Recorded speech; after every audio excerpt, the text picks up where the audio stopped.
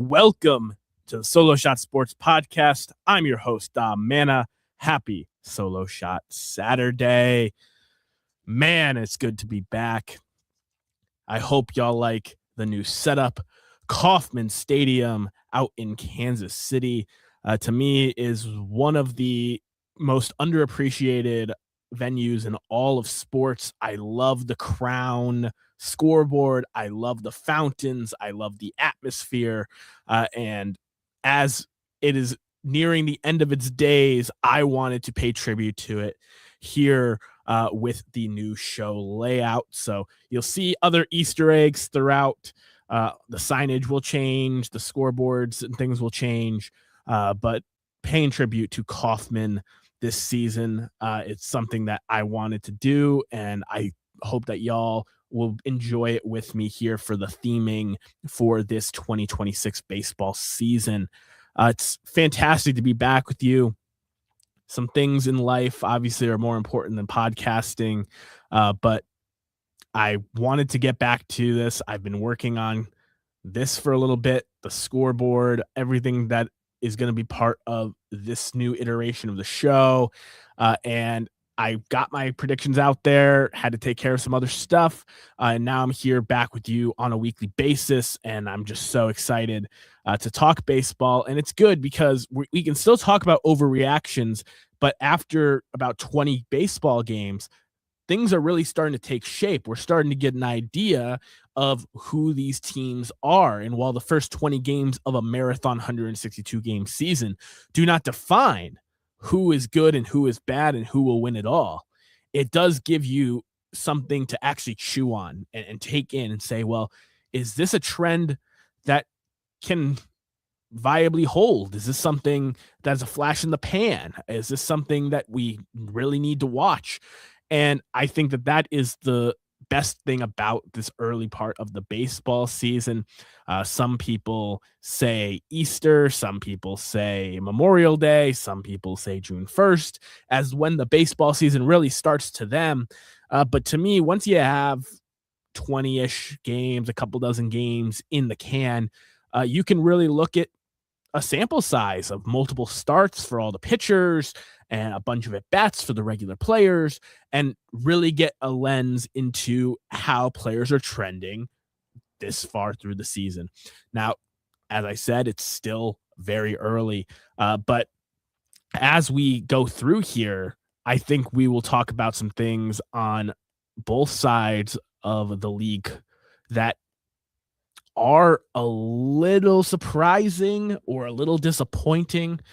To me, my biggest overreaction is a team that I was really high on. And if we had been doing the show a week or two into the baseball season, I would have been prancing around, tooting my own horn that I had the Astros back in the playoffs. A lot of people were not with me. They thought that that was a waste of a pick and a dumb pick. And, after Hunter Brown, the Astros don't have any pitching.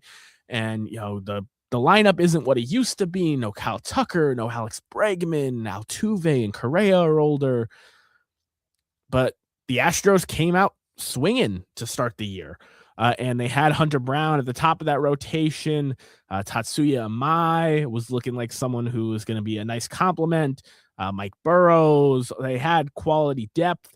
Hunter Brown's already on the IL. Yordan Alvarez is back in a big way. I talked about him as one of the X factors for the team.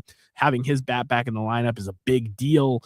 But the Astros are not by any means a playoff lock right now with the injury to Brown and with Tatsuya Amai, after having a pretty good start, admitting publicly that he is having trouble adapting to the American game.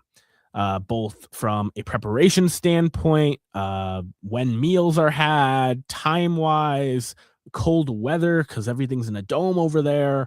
And he's been very public about not being able to really get where he wants to with that.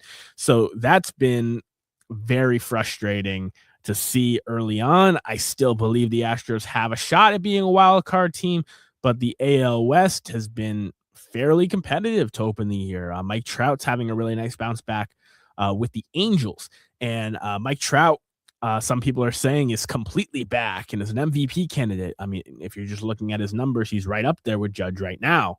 But I think over the span of 162, while Mike Trout is having a resurgence season, I hope he stays healthy. He's talked about it publicly on the Pat McAfee show that being back in center field and just feeling healthy and having fun again is a big part of the reason why he's having the success he did.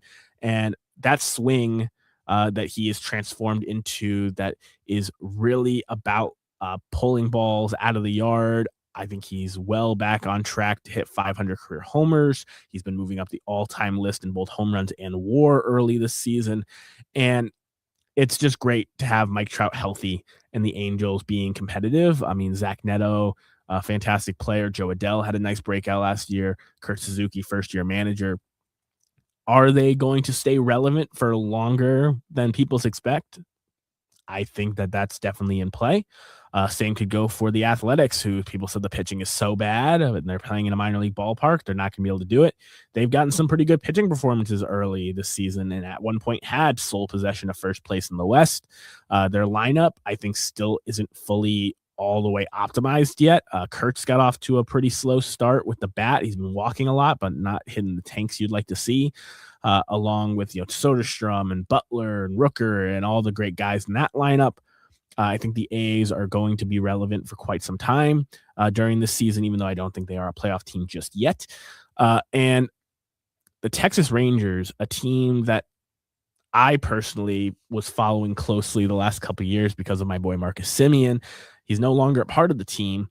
And the Rangers were one of the best pitching teams in the AL last year. And what did they go out this offseason? And they upgraded Tyler Mahle to Mackenzie Gore, who's been fantastic for them. And they have a pretty solid team. They brought in some new bats that have been clicking. Brandon Nimmo's been on fire to start the year. And the Rangers are sit, as we talk today, on top of the AL West. So it is a fun time. The Mariners, Cal Raleigh especially, have been struggling out of the gates. I still think they are the team to beat in this division, but 20 games through, Cal Raleigh has came back down to earth, and the Mariners lineup is not what it was during October last year. So that is something to watch as well. On the AL Central side, Luke Keeschel, my boy, who I didn't end up getting in fantasy baseball this year, has been fantastic for the first place Twins. The Twins ended up looking like the 1927 New York Yankees in a sweep of my Boston Red Sox. They looked really, really good. And their lineup is smashing. It doesn't matter that Joe Ryan is not pitching at an all-star level right now. It doesn't matter that Pablo Lopez is out for the year. They are playing good baseball. And to me, it's kind of like a smack in the face because I predicted them to be a playoff team last year. I thought they had the talent to do so before they ended up fire selling most of their talent. And while they still have some young talent and some good players, I still don't think that this is something that's going to stick. The Royals are a much better team, as well as the Tigers. I think are the team that are going to end up winning the dang division. The Guardians are still going to be, a winning organization as well. The White Sox, I mean, like I said, they've been surprising. Murakami, my rookie of the year pick, is looking really nice right now. He's hitting a lot of home runs. He's been fantastic. But the Tigers, who lost in walk-off fashion to my Red Sox last night, they still have Tarek Skubal and Framber Valdez at the top of the rotation. They just extended Kevin McGonigal to an 8-year, $150 million extension, their number one prospect, to go along with Riley Green and Kerry Carpenter and the guys in that lineup. I think it's the Tigers' division to lose still in the AL, though all the teams are playing good baseball out of the gates. And then finally, the AL East. My Red Sox really looked bad early. They're starting to look better, so much so that people are starting to realize that the Blue Jays are having a really rough start to the year as well. And the Blue Jays had a lot higher expectations coming into the year than the Boston Red Sox. I didn't pick either one of those teams to be winning the division, but both teams that I expect to be playoff teams when it's all said and done. I think the talent disparity is there. But credit to the Baltimore Orioles. They spent a lot of money this offseason. They made some trades. They improved their team, and they're playing really good baseball right now. They're going to be in the mix. The Tampa Bay Rays, a team that I said, every team in this division I expect to have a 500 record or above. That included the Rays, and it's because they have a lot of good players. They're back at home in the Trop. I think that's a big thing that people weren't really reporting on, is that the players, especially that are long tenured Rays, that comfortability of playing in that ballpark and those facilities. So the Rays are looking good early as well. I don't think that they're necessarily going to bide for the division, but they are a team that I think most people are recognizing are going to be better than they were last year. Shane McClanahan's looked pretty good. Chandler Simpson is a fantastic guy, hitting near 400, stealing a bunch of bases, really big spark plug at the top of that lineup. And they still have some quality hitters to drive them in. So the AL East is back to being a juggernaut as far as I'm concerned. The Yankees are the Yankees, and they're going to continue to be so. They have Garrett Cole coming back. Cam Schlittler has been the AL Cy Young frontrunner. Carlos Rodon on the men. So this Yankees team's not going anywhere with the best player in the AL and Aaron Judge. And I think that the Red Sox, Rays, Orioles, and Blue Jays all have some work to do to keep up with them. On the NL side of things, my Cardinals, my NL team, I got to be fair, I wrote them off this season. I was kind of putting this 2026 season in the rearview mirror already. I didn't expect them to do too much. I was just hoping to see some strides from their young players, but their strides from their young players have resulted in them being in the mix. Not just JJ Weatherholt, who is a sneaky guy for NL Rookie of the Year, still in the odds. I think he has a really solid shot. He's been really good, great plate discipline at the top of that Cardinals lineup. But guys like Mason Wynn and Victor Scott playing great defense and stealing bags. And the guy from the thumbnail, the guy that I never quite stopped believing in. I thought it was going to be more of a change of scenery aspect, but I'm happy it's still happening in Cardinals colors. Jordan Walker leading the league in home runs as we stand here today. The power for that big frame is finally there. He was the number one prospect in the organization a couple of years ago. He was my Rookie of the Year pick. And while he had some great batted ball data for his first couple weeks in the big leagues, he was not driving the ball. He was hitting a lot of hard ground balls. He was striking out a lot. It was not a great profile for a guy who in the outfield is a subpar defender. He's looked okay out there in the outfield this year. He looks motivated, honestly. And it's great to see the tweaks he's made in his swing and in his approach in order to get some more power out of that frame. If Jordan Walker is able to keep this up, not only will he be an all-star representative for the St. Louis Cardinals, but he could go on to be the face of the franchise that he was promised to be just a few years ago. So Jordan Walker, I think that is not an overreaction. I think the adjustments are real. I think there's no pressure on this Cardinals team because of the expectations being so low. And I expect Walker and Weatherholt and some of these young guys to really just take advantage of this runway they're getting, this opportunity in this rebound year to show what they got. And whether the Cardinals end up building around them or shipping them off elsewhere, being real good major leaguers, no more quadruple A level guys coming out of the Cardinals pipeline. So really, really stoked for Jordan Walker. The NL Central has been great. The Cubs have had some brutal injuries to start the year. Cade Horton going down, such a big loss. But Shota Imanaga has been fantastic. They're hoping to get Justin Steele back in the second half. Edward Cabrera has looked pretty good in his first couple starts as a Cub. And their lineup is by far the deepest in the division.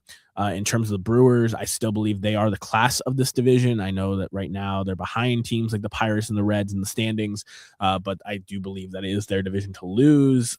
Kyle Harrison has looked very good. They're getting fantastic starting opportunities out of all these guys. Mizorowski, especially at the top with his strikeout stuff, he's looked fantastic, turning into their ace. And I just really believe in what is in the Kool-Aid out in Milwaukee. They're a fantastic team. And it's really good to see them still playing good ball, even if the Reds and the Pirates, who are both teams that I expected to be better than they were last year, but not quite playoff teams, are playing really well. South Stewart, who was my NL Rookie of the Year pick, he can mash, man. And that ballpark, Great American Ballpark, it's an offensive tunnel, and South Stewart's taking full advantage of it. He leads the league in homers right now, and he is someone that is going to continue to do some things. But it was really, really fun to see South Stewart and see Murakami both get off to the starts that they are as my picks. I think both of them are fantastic hitters that will make an impact in their central divisions. The Reds, they're still waiting on Hunter Green, so I can't give my full opinion on them yet, but they've looked pretty good so far. Terry Francona is doing a great job managing that bullpen and giving them an opportunity to win. Ellie De La Cruz and Eugenio Suarez and some guys still haven't gotten completely going. And if they're able to, alongside Stewart in that lineup, the Reds could very well vie for another wild card berth. And the Pirates, man, Paul Skeens is fantastic. We all know what to expect from him, but the improvements made to this Pirates lineup cannot be overlooked. And I talked about it. Brandon Lau is hitting like Barry Bonds right now. He is just so good, getting on base, hitting home runs. It's been really fun to watch him. Obviously, Ryan O'Hearn has been a great addition as well. They're waiting for Ozuna to get going alongside Connor Griffin, who got called up way earlier than almost anyone expected to. He's been a breath of fresh air to this lineup. His defensive prowess has been great as well. The Pirates have done a terrible job at developing position player talent, honestly, since Andrew McCutchen. And seeing Connor Griffin not only come up and be an impact player with the bat, but to sign an extension to stay a Pittsburgh Pirate for his 20s was one of the biggest wins the Pirates have had in a very long time. So I don't want to diminish what the Pirates are doing. I think the Pirates will be in the hunt for a lot longer than most people thought this year. But I do think playoffs are still a year or move away. I love what they're doing, though. And over in the West, I mean, I say this every couple months. I say it to my friends almost on a weekly basis. Are we appreciating Shohei Ohtani enough? He still has the longest. He had the longest scoreless inning streak up until his last start against the Mets, and he has the longest active on base streak in baseball. He is just a freak of nature, the greatest player I've ever seen, and the greatest player that almost everybody watching this program has ever seen. He is the player right now that we are most likely to tell our kids about. We got to see Shohei Ohtani play. And if he comes to a ballpark near you, I strongly encourage you to get out to that ballpark and to watch him in person. Check him out on TV and on the radio as much as you can, because there's literally a chance at history being made every single time that guy steps between the lines. And it is just unreal. I love Dave Roberts protecting him this season by having him not hit on his start days. It's great to see those historic performances like the one against Milwaukee in the CS, where he had 3 home runs and he had 10 strikeouts on the mound. But I think that should be kind of reserved for those big moments, those division clinching, playoff clinching, and playoff games is when we really should be seeing that. There's no reason to have Shohei Ohtani, when he's pitching at this kind of level, distract him by having to hit on those nights. He's still hitting every other day of the week, but giving him that day off with the bat off of his legs and just letting him focus on pitching. John Schmaltz has said it many times. If he focused solely on pitching, he could be a Jacob deGrom level pitcher. If he focused solely on hitting, he could be an Aaron Judge level bat. And I think he's already shown the latter. He's finally starting to show his level to be a Jacob deGrom level arm. And if he's able to win a Cy Young outright as the best pitcher in the league, it will just add to his already cemented legacy as one of the greatest players to ever play this game. The Padres, Mason Miller, it's not sustainable, but you do not want to run into the Padres with a close game in the ninth. He currently has a 708 ERA plus. For those of you that don't uh, follow those advanced stats, ERA plus is park adjusted. It is against the league average earned runs. So your pitcher, depending on what ballpark they pitch in, 100 is average. So if you're above 100, you are better than league average. If you're below 100, you are worse than league average. And he is at a 708. He's been unreal. He has struck out. At one point, he had struck out 20 batters before he had thrown 19 balls outside the strike zone. He is one of the most impressive relievers we've ever seen from a stuff perspective. And while the Padres long-term may regret trading Leo DeVries for him, as he's one of the top prospects in baseball right now, you can see why they did it.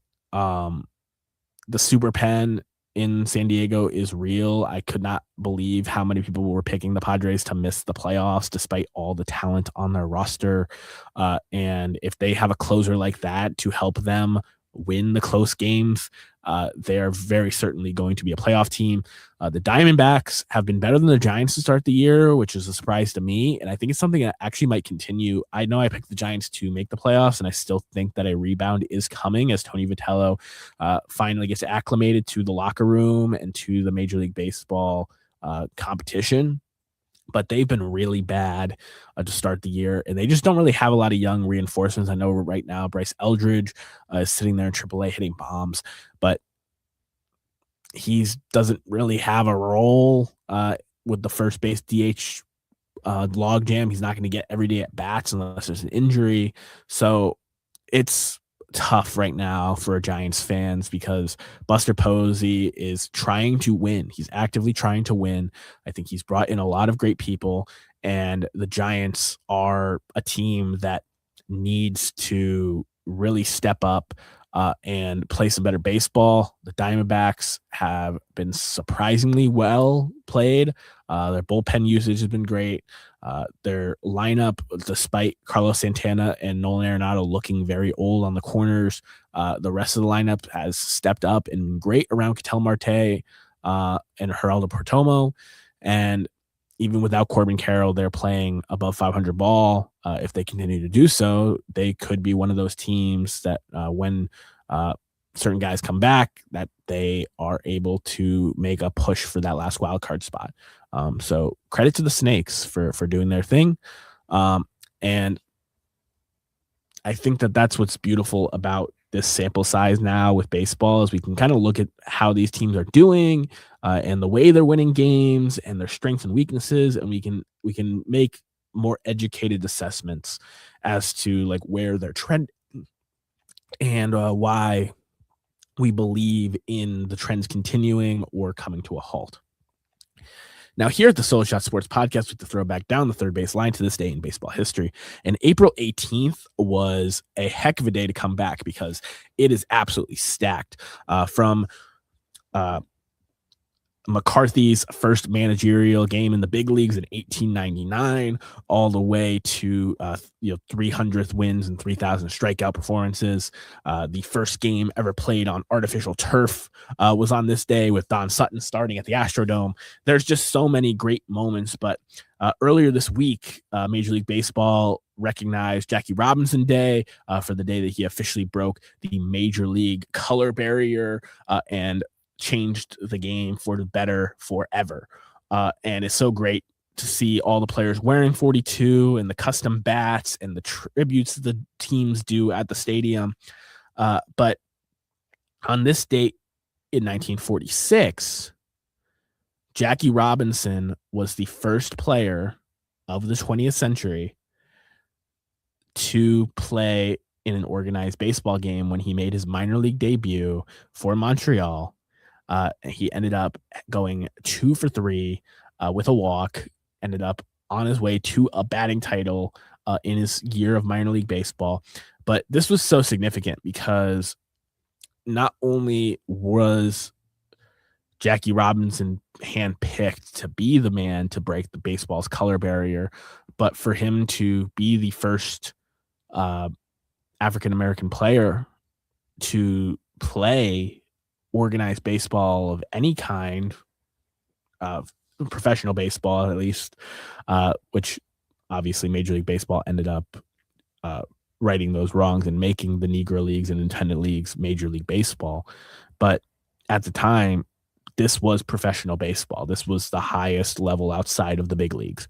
And for Jackie Robinson being able to get that opportunity and for him to immediately thrive and win a batting title and get to the big leagues quick, I think it's just a testament to someone who was up to one of the greatest challenges we've ever seen in the history of sports.